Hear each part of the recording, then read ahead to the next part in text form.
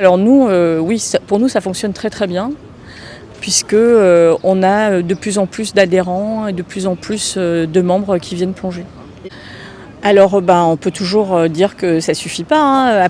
Effectivement, peut-être qu'on pourrait. Enfin, alors nous, le gros point noir, ce qu'on trouve, c'est le parking. Donc, on pourrait effectivement soit construire des parkings en hauteur et peut-être des parkings payants, parce qu'à un moment, peut-être que le gratuit tout le temps, ça marche pas non plus, hein. Et sinon, des navettes avec des parkings plus loin. Enfin, je sais pas, mais c'est vrai que le parking, c'est un gros point noir. À La Réunion, on est quasiment obligé de se déplacer en voiture. Les transports en commun, ils sont peu fréquents et peu adaptés.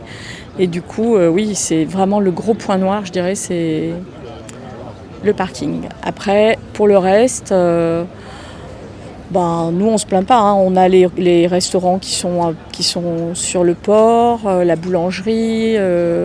On peut acheter du matériel de plongée aussi sur le port.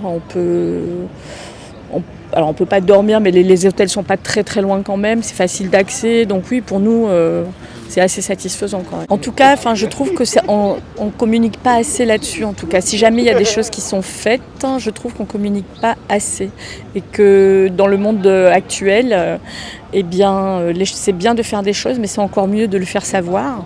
Et du coup, ça serait bien qu'ils communiquent un peu plus sur ce qui est fait. Alors, il y a beaucoup de monde sur l'eau, il y a beaucoup de monde sur le plan d'eau au moment de l'arrivée des baleines et au moment de la période des baleines, c'est sûr. Mais après, je pense que ça impacte positivement, parce qu'en fait, les gens, ils viennent voir les baleines. Et s'il y a beaucoup de baleines, ce qui était le cas par exemple l'année dernière, puisqu'il y a eu 1270 baleines qui ont été recensées, c'est pas véritablement un problème, parce qu'on arrive quand même justement à être seul avec un groupe de baleines ou avec une baleine, et du coup c'est pas gênant. Ça risque d'être gênant si jamais les baleines ne sont pas au rendez-vous. Donc là, ça risque d'être un peu compliqué, parce qu'il risque d'y avoir effectivement trop de gens qui veulent aller voir les baleines.